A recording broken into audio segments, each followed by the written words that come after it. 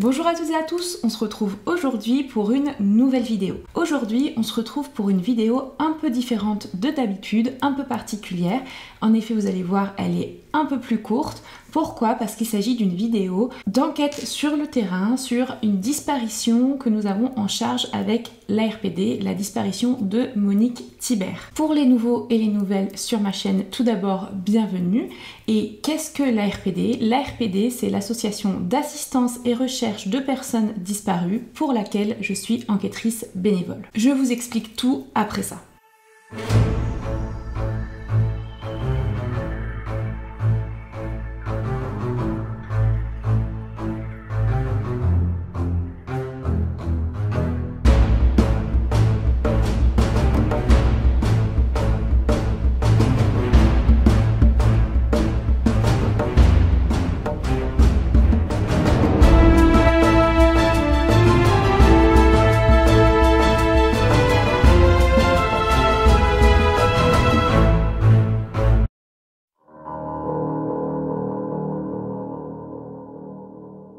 Pour rappel, j'avais fait une vidéo il y a à peu près 2 mois, très complète sur seulement cette disparition, la disparition de Monique Thibert à Boscodon. Je vous conseille d'aller la voir avant de regarder cette vidéo. Je vous la mets d'ailleurs ici ou ici. Pour un rappel très rapide des faits, c'est Annick Aubert, donc la sœur de Monique Thibert, qui nous avait contacté, qui avait contacté l'association afin qu'on puisse l'aider dans certaines démarches, l'aider dans les recherches et aussi d'avoir un soutien psychologique et aussi une aide potentielle sur des documents administratifs et ou juridiques. Annick est aujourd'hui également enquêtrice bénévole dans l'association. Qui était Monique Thibert? Monique Thibert, elle était retraitée de 65 ans. C'était une dame souriante à l'époque de la disparition, dynamique, qui faisait pas mal de sport et qui était très sociale. Elle avait ses filles, des proches qui l'appréciaient, donc pour elle, tout allait bien dans sa vie. Elle était partie avec un groupe pour randonner le 2 juin 2015 et elle voulait faire l'ascension du pic de Morgon avec son groupe de randonneurs. Et donc pour cela, il faut traverser ce qu'on appelle la forêt de Boscodon. La forêt de Boscodon qui se trouve dans les Alpes du Sud. Comme je vous expliquais, l'ascension se fait généralement pour un peu plus de facilité à partir du parking du Grand Clos, on gare sa voiture et ensuite on traverse la forêt de Boscodon sur une pente assez abrupte avant d'arriver aux portes du Morgon qui amène sur un cirque du Morgon, donc en fait une sorte de plateau entouré de montagnes et ensuite on continue en traversant à l'époque à côté d'une bergerie qui est au centre de ce cirque et on fait ensuite l'ascension du pic de Morgon. À partir du pic de Morgon, il y a 2 possibilités. Soit on redescend par là où on est monté, c'est-à-dire de manière un peu safe, il n'y a pas de danger particulier sur la descente, soit on passe par une autre route qui s'appelle la route des Crêtes, qui est un peu plus dangereuse. À l'époque, Monique et son groupe avaient effectué la descente la moins dangereuse, donc ils avaient réemprunté le sentier par lequel ils étaient montés. Au moment de la descente, Monique se détache un petit peu du groupe, le groupe s'arrête pour remettre les chaussures, pour reprendre de souffle. Monique n'a pas entendu qu'il s'est arrêté, elle continue un peu. Ils ont un visuel à environ 200 mètres d'elle sur le chemin principal. À sa droite, il y a la bergerie en contrebas et ils se disent à ce moment-là qu'elle va les attendre soit au niveau de la bergerie, soit un peu à côté, mais voilà, qu'elle va pas faire la descente toute seule parce que c'est un groupe et qu'il n'y a aucun souci dans le groupe et qu'ils ont l'habitude de marcher ensemble. Malheureusement, c'est la dernière fois qu'ils aperçoivent Monique. À partir de ce moment-là, on n'a plus eu aucune nouvelle de Monique. Il y avait des personnes qui étaient postées à l'entrée du cirque du Morgon, vous savez, au niveau des portes du Morgon, juste avant la redescente à travers la forêt de Boscodon. Et ces personnes-là étaient là depuis un moment. Donc le groupe est allé demander à ces personnes si par hasard ils avaient vu une femme seule descendre. Ces personnes ont dit ah non, on n'a jamais vu une femme seule passer. Après eux ils avaient demandé est-ce que vous avez vu une femme seule, mais c'est vrai qu'ils pensent qu'elle aurait pu peut-être être descendue avec un groupe parce que Monique avait l'habitude de parler un peu avec tout le monde. On estime rapidement, malgré plusieurs théories énoncées, que c'est une piste accidentelle, que c'est un accident de montagne qui s'est passé. Ce qui a été énoncé, c'est qu'elle a certainement voulu prendre des photos ou filmer un petit peu des points de vue jolis qu'elle pouvait voir. Effectivement, à ce moment-là, en plus, elle avait une caméra qu'elle avait toujours à la main, comme on peut le voir sur les photos. Et la théorie, c'est qu'elle est perdue perdu l'équilibre et qu'elle soit malheureusement tombée dans une zone très escarpée et qu'elle soit morte sur le coup ou alors morte un peu plus tard suite à ses blessures. Vraiment, c'est la piste accidentelle dans cette disparition qui est privilégiée, mais malheureusement après 7 ans de recherche, on n'a toujours pas retrouvé Monique Thibert. Et vous connaissez sûrement la forêt de Boscodon parce qu'il y a eu d'autres disparitions. Toutes les autres personnes disparues ont été retrouvées, malheureusement décédées. Donc il y en a eu une autre en 2016 et 2 en 2020 et elles ont été retrouvées presque en même temps. C'est ce qui a posé quand même pas mal d'interrogations sur la nature de ces décès. Aujourd'hui, nous allons parler essentiellement de Monique parce que c'est pour retrouver des indices que l'ARPD s'est déplacée sur les lieux de la disparition. Pendant ma dernière vidéo, j'avais eu contact avec Gilles, un ami de Monique qui était d'ailleurs présent le jour de sa disparition et qui a fait partie du groupe qui a vu pour la dernière fois Monique. Après discussion non seulement avec Gilles mais également avec Annick, il s'est avéré nécessaire d'aller sur place pour faire des recherches ou du moins pour y aller en éclairage par rapport à certains propos qu'Annick m'avait indiqué dans ma dernière vidéo. Effectivement, le but était de peaufiner des zones de recherche. Alors, quel était l'élément qui avait déclenché ces nouvelles recherches le 9 juillet dernier? Tout simplement, quand j'avais eu en interview Annick, donc au téléphone, elle m'avait expliqué que elle, un an à peu près après la disparition de sa sœur, elle était allée dans une zone assez précise qu'elle n'arrive pas trop à déterminer, mais elle arrive à déterminer une zone assez élargie, avec une amie, donc une zone assez escarpée. Son amie était apparemment assez casse-cou et elles avaient à ce moment-là retrouvé un sac à dos. Je vous mets un extrait de mon ancienne vidéo pour que vous compreniez un peu mieux. Un peu en contrebas de la bergerie, côté ouest, où elles sont allées regarder un petit peu s'il y avait des éléments qui pourraient faire penser que Monique soit tombée. Elles ont trouvé un sac, je n'ai pas la couleur exacte du sac. À ce moment-là, elles n'ont pas du tout pensé que ça pouvait être, je sais pas pourquoi, mais le sac de Monique. Elles n'avaient pas encore vu les photos du jour de Monique avec le sac. Donc pour elles, elles ont regardé le sac, elles l'ont ouvert, le sac était vide. Elles se sont dit bon, ça doit pas être ça et elles sont reparties. Elles n'ont pas pris de photos, grave erreur, ou elles ne l'ont même pas embarqué. Donc c'est vrai que c'est quelque chose que Annick regrette un peu aujourd'hui parce qu'elle se rend compte que plus tard, lorsqu'elle regarde les photos, elle se dit que finalement, ça correspondrait peut-être au sac qu'elle avait vu. On est allé là-bas faire des recherches et donc elle a trouvé un sac à dos. Et puis bon, à l'époque, si tu veux, le sac à dos, moi j'avais pas exactement les couleurs. Ah mince. Et Val, elle me dit que l'autre jour, quand on a vu le contrat, enfin on a vu son sac à dos, parce qu'on a demandé à Gilles exactement la photo, parce qu'il fallait que je la fournisse à Maître Boulou et au juge. Oui. Val, elle me dit, mais je me demande si c'était pas ce sac à dos. Donc, si c'était ce sac à dos, c'était en face de la bergerie, toi. Et donc à la suite de la sortie de la vidéo, j'ai organisé à travers un groupe ces déplacements de l'ARPD sur les lieux de la disparition afin, comme je vous ai expliqué, de faire des recherches ou alors peaufiner des zones de recherche. Ces recherches ont lieu les 9 et 10 juillet 2022, donc c'est très récent. Il s'agissait d'aller repérer les lieux, d'essayer de se focaliser au niveau de la zone où a été retrouvé le fameux sac. Et également une partie très importante de ces recherches, effectuer des recherches aériennes avec un drone, donc une société qui est venue de manière volontaire, bénévole, la société Bleu Drone qui est en collaboration avec la RPD, qui a fait le déplacement la journée du samedi 9 juillet. Donc étaient présents le jour de ces recherches les personnes qui représentaient la société Bleu Drone, dont Monsieur le Juseur. On avait également Gilles qui s'est déplacé d'Auvergne-Rhône-Alpes, également Bruno Rostand qui est l'enquêteur référent sur ce dossier. On avait également la présence de deux de mes collègues associatives qui sont Elodie et Éléonore et qui font comme moi aussi partie de la cellule communication de l'association. Malheureusement, je n'ai pas pu venir, je devais venir mais je n'ai pas pu tout simplement parce que j'étais malade et ça commence par un C, ça finit par un D, vous connaissez la chanson. Donc j'ai appris ça la veille, donc je n'ai pas pu me déplacer mais j'étais présente au téléphone. Heureusement pour certains détails et Éléonore me tenait très souvent au courant. Annick devait normalement au départ également venir mais elle a eu un souci de santé, elle devait se faire opérer donc elle n'a pas pu se joindre à nous. Nous avons eu toutes les autorisations nécessaires que ce soit pour effectuer des recherches au niveau de la mairie de Crau. On a également prévenu la gendarmerie de nos recherches et on a pu ainsi légalement effectuer toutes nos recherches.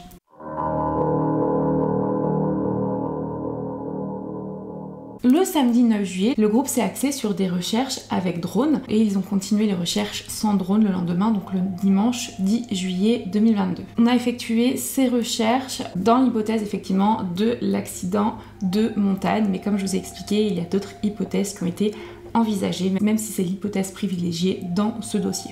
Le samedi, le groupe est parti du parking du Grand Clos, de là où étaient partis Monique et son groupe d'amis le fameux mardi 2 juin 2015. Ils ont marché à travers le sentier principal qui traverse la forêt du Boscodon et qui est en montée constante comme je vous l'expliquais. Comme on peut le voir sur ces vidéos, on avait en montée de très beaux points de vue qui donnent entre autres sur le lac de Serponçon. Et il y avait aussi des points de vue avec des endroits très escarpés qui peuvent s'avérer dangereux si on se penche trop ou qu'on perd l'équilibre. Et comme on peut le deviner, ces endroits sont assez difficiles d'accès. Là, tu as le cône de déjection là en bas. Parce que le cirque est plus haut, donc déjection, tout ce que l'eau qui ruisselle l'hiver, la neige, tout ça emmène. Ouais, c'est ça, c'est cette zone. Tu envoies la photo. Donc là, on voit que c'est mouillé par terre. Donc là, on a la route mouillée par une source. On se demande si c'est pas les éboulements qui ont provoqué la sortie de la source. En fait, on ne sait pas si elle est là depuis toujours. Et là, je marche vraiment dans l'eau pour aller au bord. Et après, on arrive au bord avec la vue. Et quand on est arrivé, il y avait vraiment une tonne de papillons en plus sur le bord. Donc ça pourrait être un élément. Le groupe s'est également équipé de jumelles afin d'essayer de voir des éléments qui auraient pu attirer l'attention sur des endroits d'apparence dangereux et glissants. Le drone a été sorti plusieurs fois sur ce chemin menant au cirque du Morgon depuis le parking, car même si on pense que Monique ne serait pas descendue seule sans son groupe et les aurait attendus dans le cirque avant la descente finale, cela ne reste que des suppositions et elle aurait très bien pu avoir un accident sur la descente. Donc le drone a été sorti à certains endroits qui paraissent dangereux pour faire des points de vue. Nous avons tous les enregistrements, photos et vidéos qui ont été exploités. Aucun élément n'a été aperçu sur ces enregistrements, mais cela permet au moins de fermer quelques endroits et zones de recherche. Quand tu vois les rochers que ça charrie là-bas dedans, punaise, c'est impressionnant. La nature a toujours été la plus forte. Ah ben, et elle le sera toujours. Heureusement. Après voilà, moi c'était ce chemin que je voulais qu'on fasse tout à l'heure avec le drone, une fois qu'on est au port du Morgon, qui part sur la gauche pour essayer d'avoir une vue justement sur toute la partie qu'on vient de faire, sans avoir les arbres. Parce que là apparemment il y a un chemin qui tourne bien, et c'est possible que ce soit là qu'ils aient perdu Monique de vue, puisque le port du Morgon est ici. Arrivée ici, elle aurait dû repartir à droite. Tout le monde arrive là. Voilà, Okay. Mais si elle s'est trompée qu'elle est partie vers la gauche, elle est partie par là. Alors à ce niveau-là, déjà il y a moins de buts que sur l'autre endroit qu'on a vu. Complètement. Ensuite là ça descend et il y a 2 grottes juste en dessous. Apparemment on a monsieur Philippe le juseur qui est un peu allé au bord des grottes, il a rien vu mais il n'a pas pu aller vraiment loin. Là on voit que ça descend bien quand même, il y a des trous partout et là ça pique, ça glisse et il y a une super belle vue. Donc ça peut être aussi un endroit un peu accidentogène. Par contre, là c'est sec, il n'y a pas l'eau comme tout à l'heure. Et vraiment quand je tiens l'appareil photo je me rends pas compte de la distance. Donc si elle a fait comme moi, elle tombe. Ici donc on vient juste de passer la zone qui est dans la vidéo juste avant, qui est la zone où je disais qu'il y avait les 2 grottes. Il y a un max de papillons, un truc de fou, et il y a de l'eau encore. Et là vraiment encore ça descend de malade. On a l'impression de se faire aspirer un petit peu. Et après il y a cet endroit là aussi avec l'équipe au complet. Bon là on voit que ça monte et tout. En fait là je pense qu'on arrive par là, on monte beaucoup, on arrive là, ça fait un petit plat. Il y a direct la vue, c'est un endroit où on est un peu tenté de s'arrêter pour faire une photo. Pour voir en bas on doit un peu se pencher. C'est facile de tomber, surtout avec du poids sur le dos. Si elle avait un sac à dos. Il y a touffu un arbre comme ça tout le long là? Non, non, en fait là ça descend un peu, ça va descendre un peu forêt. Vers la source hein? Ouais, vous arrivez après sur un cirque. Et, oui. Voilà, et après ça longe mais il n'y a pas beaucoup de montée. Et après à un moment ça attaque, grosse montée jusqu'au pic quoi. Le balisage n'est pas compliqué, hein. Vraiment là c'est super bien indiqué. Hein, donc là c'est le sentier qui va à la bergerie. Ici. Anciennement quand elle a disparu, donc c'est l'ancien ce sentier. Ils veulent pas que les gens passent devant la bergerie. Ils ont fait cette déviation, mais qui arrive légèrement au-dessus de la bergerie, voilà. Mais nous, on peut encore y aller à la bergerie, hein. Et puis après, on peut rattraper ce sentier en montant un peu sur la droite. Mais donc, mais c'est ce qu'on verra. anciennement, ce sentier n'était pas balisé en fait. Plus loin, on va mieux visualiser. Il n'y avait pas, maintenant il y a ce panneau-là ici, mais avant c'était pas balisé. Donc peut-être qu'il y a eu une erreur de chemin. Donc là on arrive sur le sentier de la bergerie. Malheureusement on peut pas aller au bout parce que les agriculteurs l'ont fermé. Donc voilà, je vais mettre les panneaux pour que tu puisses voir.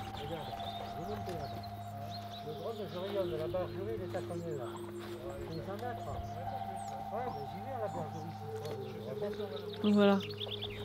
Du coup nous on va passer par le chemin qui est là. Bon, moi qui est dans la photo ici c'est un régal, donc je pense que Monique avec son caméscope elle a vraiment dû profiter et on peut sauter sur tous les paysages, c'est un peu le risque. Il y a vraiment beaucoup de très grands et beaux paysages et du coup bah, quand tu le regardes sur ton appareil photo sur l'écran, tu regardes pas tes pieds. Bon là ça va, c'est sécure mais... Bon alors du coup, comme le chemin de la bergerie était fermé, on va pas y aller tout de suite, on va attendre un peu, peut-être qu'on ira demain, je sais pas. En attendant là on fait un chemin qu'on n'a jamais fait, enfin qui n'a jamais été fait par Gilles. Donc c'est parti.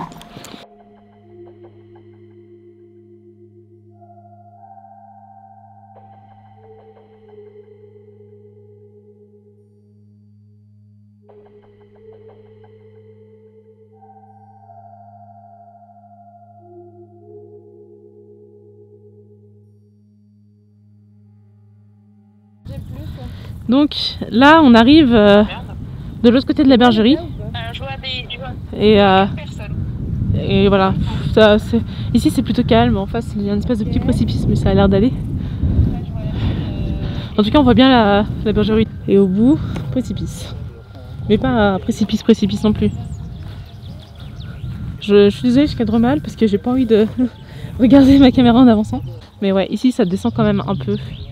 Après, si on part du principe qu'elle est partie de la bergerie et qu'elle s'est tapée toute cette partie à pied pour venir là, tout ça, elle a eu le temps de le prendre en photo. Bon, pas en face, c'est vrai qu'elle n'a pas eu le temps de prendre cette zone-là en photo, mais le reste, elle a largement eu le temps de le faire.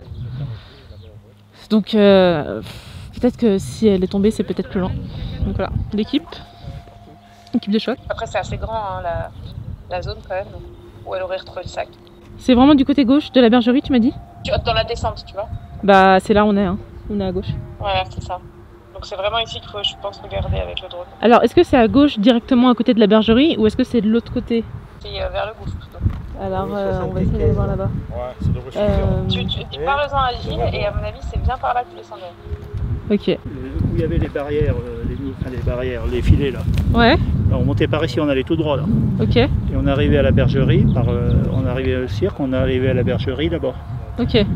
Ensuite, pour monter au pic Morgon, puis la bergerie, on partait là-bas. Ok. Vois, on aperçoit des sentiers là-bas. Ouais. Hein. À l'époque, parce que alors que maintenant le chemin il contourne, il ressort là-bas. Et donc en redescendant, hein, là-haut, en redescendant, on a perdu Monique de vue à peu près à un quart d'heure, 20 minutes de la bergerie. Et plus haut, derrière le rocher qu'on voit là, tu vois. C'est possible que du coup le sac il soit par là, dans les sapins là? Alors d'après ce qu'on nous a dit, à gauche de la bergerie en descendant, ça peut être là. Ok. Plein nord de la bergerie. Donc on est dans le carré jaune à mon avis. Enfin le carré jaune c'est la pique, hein. Nous on n'est pas dans la pique, on est au-dessus. Là, les recherches s'axaient au niveau du cirque du Morgon, surtout, vous savez, dans la zone que je vous avais expliqué que Annick et son amie avaient retrouvé un sac qui aurait pu correspondre au sac de Monique en 2016. Donc comme je vous l'expliquais, par drone, on a pu exclure certaines zones, mais malheureusement, au niveau de la zone que nous avait indiqué Annick, c'est une zone extrêmement boisée, et donc effectivement par drone, ça ne donne pas vraiment de résultats probants, on n'a pas vraiment de visibilité. C'est ça. Et ça tombe, ça fait un petit peu comme des arêtes de roche. Ouais, je voilà. Là je filme avec mon téléphone, avec mon appareil photo, les coordonnées GPS sur le téléphone. Et je vois où ça tombe, et effectivement, où ça tombe d'un coup, c'est un peu plus sur la gauche, mais c'est un tout petit, enfin c'est pas énorme, mais effectivement c'est une falaise et en fait qui donne bien sur, si je me trompe pas, sur le lac, oui. Bah là, toute cette zone-là. Ça descend raide, par contre impossible de descendre à pied ici sans cordage.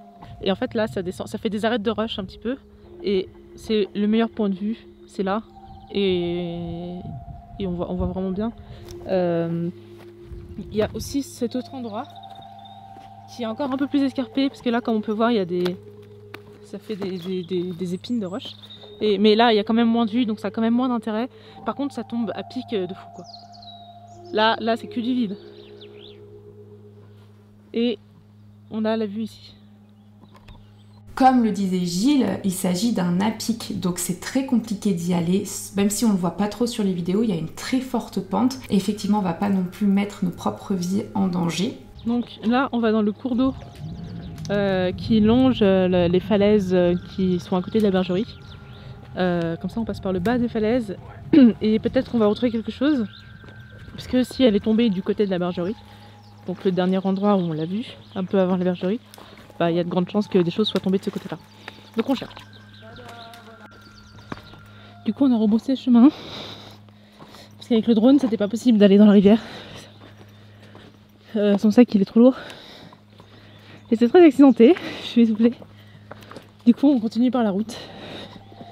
C'est très sec et ça glisse. C'est pour ça qu'il est très important, à mon avis, d'y retourner avec des experts, sachant que des experts ne sont, à ma connaissance, parce que j'ai pas accès au dossier, à ma connaissance, ne sont jamais allés faire de recherche à ce niveau-là. Même si, évidemment, Annick avait rapporté avoir retrouvé un sac à ce niveau-là aux gendarmes. Donc c'est ce qui sera envisagé, vous allez le voir à la fin de la vidéo, pour une prochaine sortie. Le lendemain, donc le dimanche 10 juillet 2022, le groupe a fait des recherches plus en amont de la bergerie, un peu à l'endroit où le groupe avait vu pour la dernière fois Monique en descente, donc en aval du groupe. Les propos également de Gilles et de Bruno ont été recueillis. Près de la bergerie, un os avait été récupéré par Éléonore, il avait été retrouvé, et d'après nos premières expertises, on n'est pas des experts, mais on a pu faire des comparaisons, bergerie, mouton.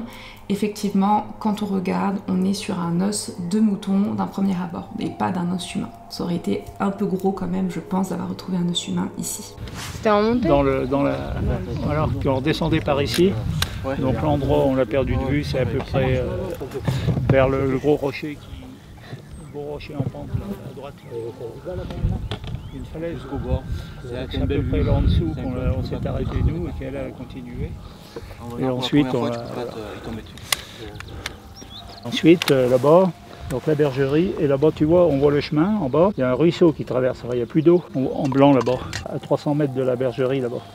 C'est là-bas que les gens étaient assis et nous ont dit qu'ils ne l'avaient pas vu. Donc on est monté là, on est allé jusqu'en haut du pic Morgon, on a mangé son casse-croûte chacun. Et on est redescendu par le même chemin. On n'a pas pris le sentier actuel qui longe les crêtes, on est redescendu par ici. Voilà. Et donc, à peu près là, vers le gros rocher, là, on s'est arrêté. Enfin, elle était la première sur les 5. On était séparés de, je ne sais plus combien, hein, c'est pas facile de se souvenir, mais 20-30 mètres quand on marche, voilà. Deux derrière, et Sylviane a dit oh, on ne s'arrêterait pas à boire un coup parce qu'il faisait chaud, donc on a transmis, mais elle n'a pas entendu, ou alors si elle a entendu, elle a décidé de continuer. Donc elle a continué alors que les 4 autres on s'est arrêtés, et puis en fait voilà, on ne l'a jamais revue. Donc on était persuadés qu'elle nous attendrait ici au plus loin, parce que depuis là-bas on voyait la bergerie et puis le cirque Morgon, donc on n'était pas inquiets, hein, ça ne faisait pas de soucis du tout. Et quand on est arrivé ici, elle n'y était pas. Alors on s'est posé la question, on a dit tiens c'est bizarre. Alors on s'est dit elle est peut-être partie à la voiture, même si ça nous surprenait quand même. Et donc on a dit ben, on va aller voir à la voiture, donc on est allé là-bas. C'est là-bas au coin où il y avait les 2 personnes qui étaient assises, qui avaient donc en vision tout le cirque dans ce sens-là, qui nous ont dit qu'ils ne l'avaient pas vu passer. Alors c'était encore plus bizarre, on est quand même descendu à la voiture, et personne, on est remonté qu'à 2, Jacques et moi, parce que les 2 autres ne pouvaient plus. On est revenu là, on demandait aux gens qu'on rencontrait s'ils l'avaient vu, personne ne l'avait vu. On a cherché un peu là autour, on a appelé, enfin bon, personne. Et finalement, c'est les 3 dames là qu'on avait rencontrées qui nous ont dit non mais il faut appeler la gendarmerie. C'était 5 h du soir, 17 h quand on a appelé la gendarmerie d'Embrun, qui sont venus tout de suite. Après nos téléphones sont tombés en panne d'ailleurs, parce que depuis le temps qu'on essayait d'appeler et tout, on n'avait plus de batterie. Les gendarmes sont venus quand même, on les a rencontrés. Ils nous ont envoyé des patrouilles aux autres arrivées au bout des autres sentiers qui partent d'ici, parce qu'il y en a peut-être d'autres, notamment à Savine, puis à la fontaine de l'Ours là-bas. Et puis voilà, puis le lendemain, le lendemain, ils ont commencé les recherches avec l'hélicoptère, avec la brigade de recherche de Briançon. Enfin, voilà. Ils ont installé leur PC là-bas où on est garé, au parking du Grand Clos. Et puis bon, ils étaient une trentaine à chercher un peu partout. Voilà. L'hélicoptère, un chien, enfin des chiens. Mais bon, c'est pas logique, ça ce serait complètement illogique qu'elle parte toute seule à la voiture, alors qu'elle savait qu'on était derrière elle. C'est pas logique. Quand elle est descendue, elle était en forme, puisqu'elle avait l'habitude de faire de la rando, en plus elle était assez sportive. Et donc nous, c'était le 2 juin 2015. La suivante, c'était le jour de Noël 2016, et ensuite 2 en 2020. Un mois d'écart. Ouais, voilà. Et depuis, il n'y a pas eu de nouvelle disparition? Non. Non. Depuis qu'ils ont retrouvé les derniers corps, il n'y a pas eu d'autres... ni accident, ni incident, il n'y a rien eu à signaler. Mais bon, ça fait 1 an, Ouais, ça va faire 1 an, ouais. Puis là, on l'a vu, le moindre chemin, il est piégeux, donc... Bien sûr, ouais. Mais après, un accident, c'est pas rare, mais bon, on trouve les gens, quoi. On a travaillé sur tout ce qui était sur les réseaux sociaux, sur toutes les vidéos qui sont sorties, on a scruté le moindre commentaire. Dès qu'on avait des doutes sur quelque chose, on a essayé de lever les doutes et tout. Comme je te disais tout à l'heure, on a eu plein de médiums, de radiesthésistes qui nous ont contactés. On a vérifié, on va dire, quasiment tout ce qu'on nous a dit. Après le reste, quand ça nous semblait vraiment trop farfelu, on n'a pas cherché à vérifier. Mais vraiment, non, après on a fait tout ce travail-là au maximum. Comme je t'ai dit tout à l'heure, pour moi, je pense qu'il y a autant de causes de décès que ce qu'il y a eu de disparition. Ouais, il n'y aura pas une cause unique. Là, dans le cas de Monique, non, je pense vraiment à la cause de l'accident. D'où notre sortie aujourd'hui. C'est vrai qu'avec le drone, on a pu déjà lever certaines zones où on sait qu'on ne pourra pas y avoir accès par le haut. Donc il va falloir qu'on va continuer les recherches différemment.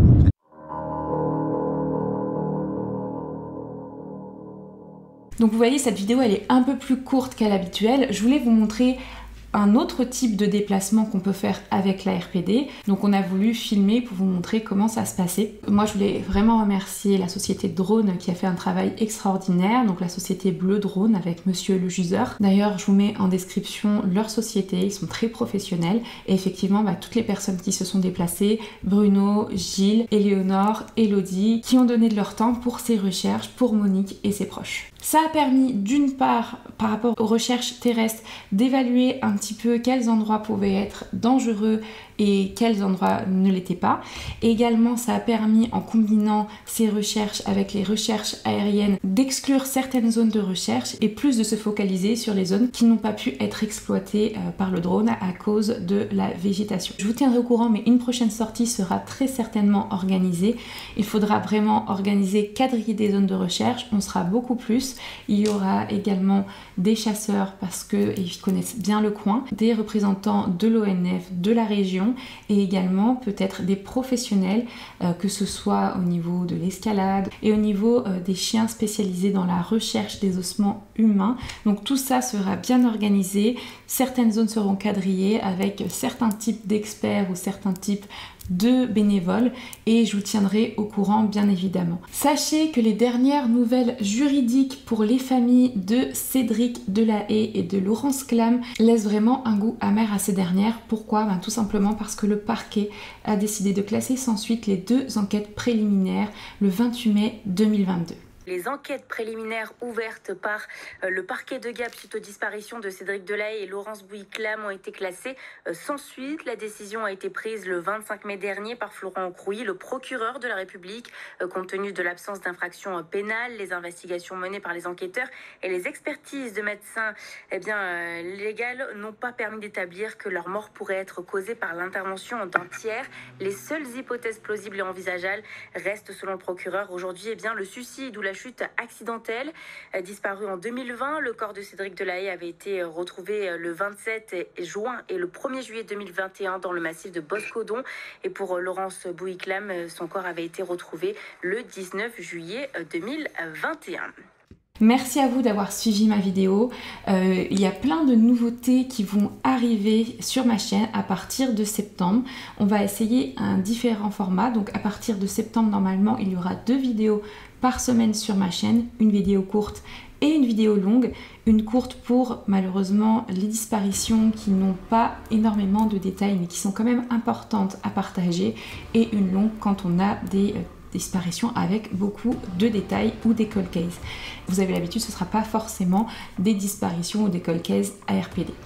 On se retrouve, on garde le format Twitch, live Twitch, donc les lundis où on enquête ensemble et les jeudis où on parle un peu de sujets et d'autres.